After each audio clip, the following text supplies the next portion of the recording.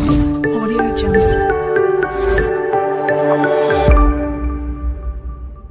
நேற்று கரூரில் நடந்த பிரச்சார கூட்டத்தில் கூட்ட நெரிசலில் சிக்கி 36 பேர் பலியான சம்பவம் எல்லோரையும் சோகத்தில் ஆழ்த்தியிருக்கு. அதுலேயும் கொடுமையான விஷயம் என்னென்னா, குழந்தைகள் கூட பலியாக இருக்காங்க.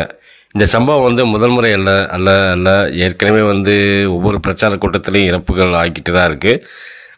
மயக்கம், வாந்தி, மயக்கம், இறப்புகள் ஆகிட்டு தான் இருக்குது. அது குறைந்த எண்ணிக்கையில். ஆனால் கரூரில் நடந்த இறப்பு தான் வெளியில் தெரிஞ்சிருக்கு.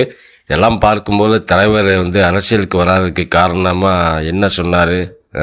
நான் கூட்டத்துக்கு வந்தால் அங்கே லட்சக்கணக்கான பேர் கூடுவாங்க, தேவையில்லாத சம்பவங்கள், அசம்பாவிதங்கள் ஏற்படும், என் உயிர் போனாலும் பரவாயில்ல, என்னை நம்பி வந்தவங்கள பலிகாட ஆக்க விரும்பலை அப்படின்னு தலைவர் அன்னைக்கே சொல்லிட்டாரு. தலைவர் ஒரு தீர்க்க தரிசிங்க. தலைவர் அன்னைக்கு சொன்னதை கிண்டல் அடித்தாங்க, நக்கல் பண்ணாங்க. அது எவ்வளவு தூரம் ரஜினி ரசிகர்களை பாதித்தது என்பது நமக்குத்தான் தெரியும்.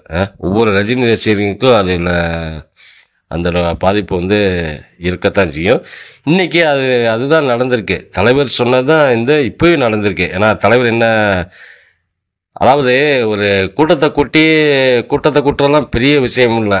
அதில் ரசிகர்களை பத்திரமா பார்த்துக்கணும், தொண்டர்களை சேஃப்டியாக வச்சுக்கிறணும், அந்த மாதிரி சேஃப்டியோடு தான் இருக்கணும். ஆனால் இதெல்லாம் எங்கே நேற்று நடந்த கூட்டத்தில் அதெல்லாம் நடந்த மாதிரி தெரியல. விஜய்க்கு அதை பற்றின எதுவும் புரிதலும் இல்லை. ரசிகர்களை ஒழுங்குபடுத்தாத விஜய் அரசியலுக்கு என்ன சாதிக்க போகிறீங்க என்னன்னு தெரியல. ஏன் விஜய், முதல்ல நீங்கள் ரசிகர்களை நல்லா கட்டுக்கோப்பாக வச்சுக்கிங்க, சரிங்களா? இந்த மாதிரி இருந்தாங்கன்னா இப்படித்தான் இழப்புகள் அதிகமாகும், இழப்புகள் ஏற்படும்.